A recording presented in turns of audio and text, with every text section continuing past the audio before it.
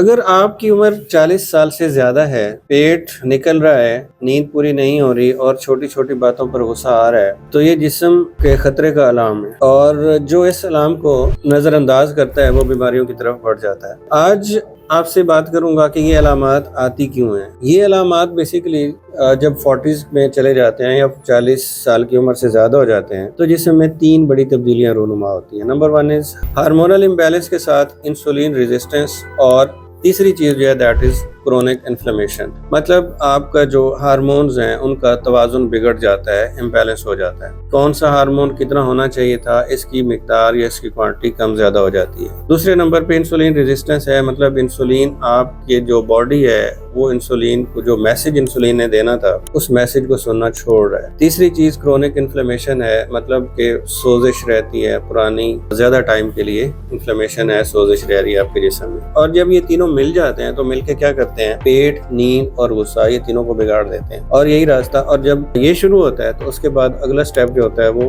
Sugar, blood pressure, fatty liver اور دیگر جو دل کی بیماریاں اور میٹابولک ڈس آرڈرز ہیں ان کی طرف دھکیل دیتا ہے۔ اور سب سے پہلے پیٹ کیوں نکلتا ہے؟ یہ صرف موٹاپا نہیں ہوتا بلکہ یہ کیا ہوتا ہے، یہ وسرل فیٹ ہے۔ اور وسرل فیٹ کیا کس وجہ سے ہو رہا ہے؟ یہ جگر، لبلبا یا پینکریاس جو ہے اور دل کے گرد جمع ہو جاتا ہے۔ یہ وسرل فیٹ، یہ چربی ہارمونز کو خراب کرتی ہے، ہارمونز کو ڈسٹرب کرتی ہے، ان کا بیلنس خراب کر دیتی ہے، بگاڑ دیتی ہے، شوگر کا دروازہ کھل جاتا ہے۔ جب بھی آپ یاد رکھیے گا ہارمونل امبیلنس ہوگا تو ہارمون جو شوگر کو کنٹرول کرتا ہے دیٹ از انسولین، اور جب انسولین ریزسٹنس ہوگی یا ہارمونل امبیلنس ہوگا تو انسولین ریزسٹنس کی وجہ سے یا امبیلنس کی وجہ سے شوگر کا خطرہ بڑھ جائے گا۔ پیٹ جسم کا سب سے خطرناک فیٹ سٹور ہے، یعنی کہ پیٹ کے اوپر جو چربی چڑھتی ہے جسم کی، یہ سب سے زیادہ خطرناک ہوتی ہے۔ نمبر 2 از نیند کیوں خراب ہوتی ہے، نیند کا بگاڑ یا کم زیادہ کیوں ہو جاتی ہے؟ وہ بھی اس وجہ سے ہے، ہارمونل امبیلنس کی وجہ سے۔ کارٹیسول ہارمون ہوتا ہے ایک جو بڑھ جاتا ہے، انسولین ریزسٹنس میں اضافہ ہو رہا ہے، وزن اور غصے میں بھی اضافہ ہو رہا ہے۔ جو شخص 7 سے 8 گھنٹے کی نیند لیتا تھا اب کیا ہو رہا ہے، وہ خود کو،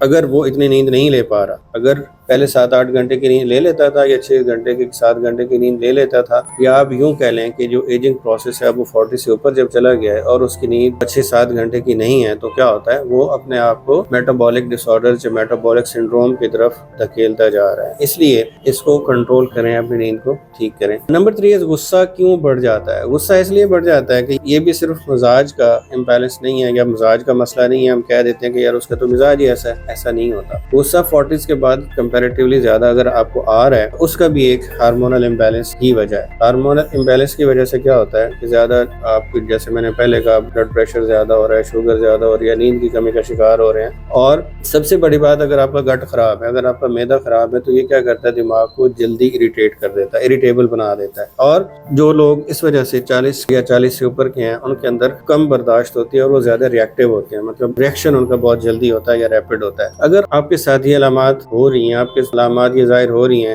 اور اگر یہ تینوں ایک ساتھ ہیں تو سمجھ لیجئے کہ آپ میٹابولک سنڈروم کی طرف جا رہے ہیں۔ آپ کا میٹابولک سنڈروم شروع ہو چکا ہوا ہے اور اب آپ کا باڈی جو ہے وہ سروائیول موڈ پہ چل رہا ہے، کسی طرح سے سروائیو کر جائے۔ شوگر اور بلڈ پریشر کا خطرہ بالکل آپ کے سر پہ آ کھڑا ہوا ہے، اور یہ وہ مرحلہ ہے جہاں پہ دوا یا میڈیسن کام نہیں کرتی بلکہ آپ کی جو لائف سٹائل ہے، آپ کا جو ڈائٹری انٹیک ہے، وہ تبدیلیاں کر کے آپ کے لیے وہ زیادہ افیکٹو ہے یا وہ کام کرتی ہے۔ اب آپ کو کرنا کیا چاہیے؟ آپ کو کرنا کیا ہے، سب سے پہلے اپنی خوراک میں یا اپنی غذا میں تبدیلی کریں۔ زیادہ شوگر کنٹیننگ چیزیں جو ہیں یا ریفائنڈ کاربوہائیڈریٹس جو ہیں ان کو آپ اوائڈ کریں، ریفائنڈ آئلز جو ہیں ان کو آپ اوائڈ کریں۔ اس کے علاوہ بیکری آئٹمس کو آپ اوائڈ کریں۔ اگر آپ اسموکنگ کر رہے ہیں یا الکوہولزم کا شکار ہیں تو اس کو آپ اوائڈ کریں، چھوڑ دیں، ترک کر دیں، اور اپنے کھانے کا جو روٹین ہے اس کو سیٹ کریں، اور بلا وجہ نہ کھاتے رہیں، بھوک ہو تبھی کھائیں، ٹائم کو دیکھ کے نہ کھائیں۔ اور اس کے ساتھ اگر آپ رات کو زیادہ دیر تک جاگنے اس روٹین میں عادت بنی ہوئی ہے تو اس کو آپ ترک کریں، ٹائملی سوئیں، ٹائملی جاگیں، اور کم از کم اپنی نیند کو 7 سے 8 گھنٹے پہ لے جائیں۔ اور